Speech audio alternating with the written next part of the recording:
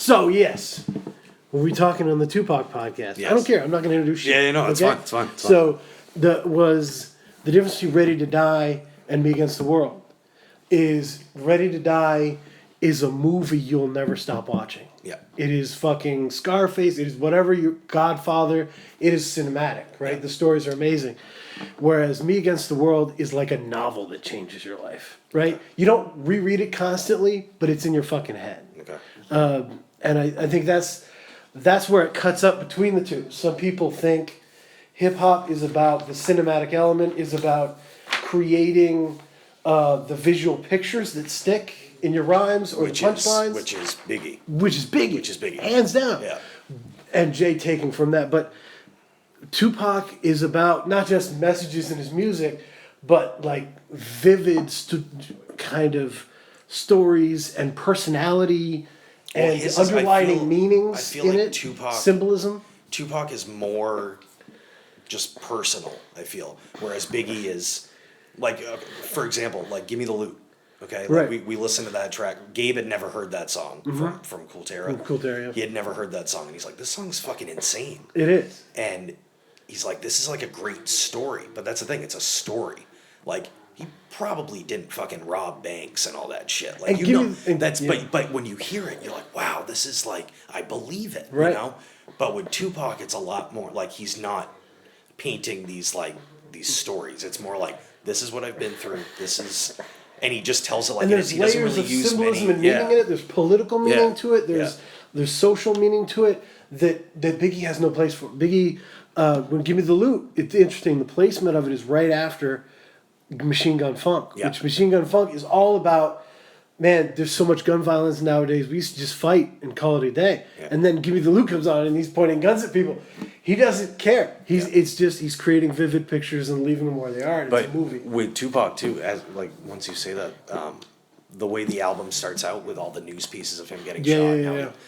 Like with that introduction, you think it's gonna go into this really big like fuck everyone, Right. You know, Ice like Cube, this- I'm the man song. Yeah, and it's very like kind of low key and just kind of like Somber. no, this is my experience. This is like, what yeah. happened. You It know? goes into if I It's die really, tonight. It goes it's into really yeah, weird. Yeah. Like Yeah. I was like, I all love right, that. cool. Instead of coming out like right out the gate with this big like I'm alive type song, you know. So I am not talking to Lou Richards right now. I was just talking to Chris R. Gervais. Reginald. I made that up.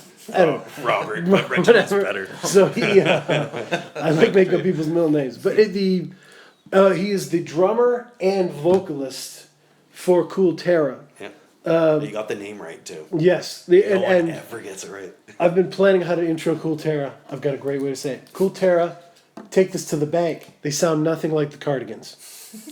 If you are trying to find a new love fool, Cool Terra is not your ticket.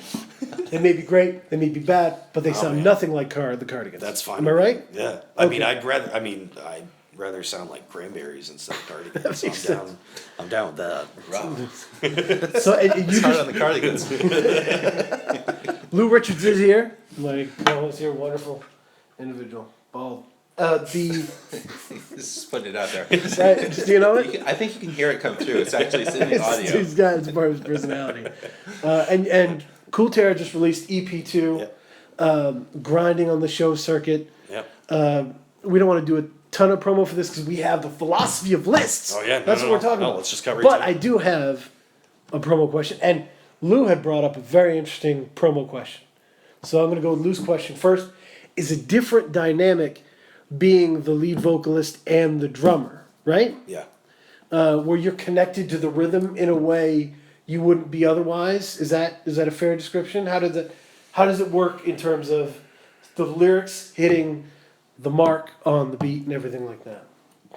That's well, first off, that's from like years and years of doing. I've been doing that since like 7th grade because I've been obsessed with Husker Du since I've been in middle school. That's fair. And Grant Hart was like I was like, oh wow, you can play thrashing beats and sing at the same time. I want to do that. So I've been like doing that since 7th grade. But a lot of times the music comes first. Like you gotta we come up with the beats first, and then it's like, I need to know how to vocalize this and play this at the same time because a lot of times your brain doesn't work at the same time. Right. Like I can't Like there's times where we try to do covers and stuff, and I can't pull them off because it's like, well, I got to do. I'm too much, Yeah. too invested in this drum invested part in the drum to part. sing these parts. That's awesome. Yeah. That's what I was saying in the car. It's like when you're singing and drumming at the same time, it's so embedded in the rhythm of the song. Yeah. You can't just like lay things over the bar line in the same way that you might if you were just singing the vocal on your own. Yeah. I mean, I find that with playing guitar to some extent too, but nothing like. Yeah, like playing drums. it's a lot of you have to sing right with the rhythm. Right. And I mean it might, to some. I know we played a show once and some guy was like, "You sing all the songs all start with vocals on like the third hit or like the third beat," and I was like, well. Like, oh, well. Guilty. Like, I guess like usually I'm just like, well, I got to start singing, so I'm just gonna do it at this point because it sounds right. And my question, even weirder, there's always one song on a Cool Terror project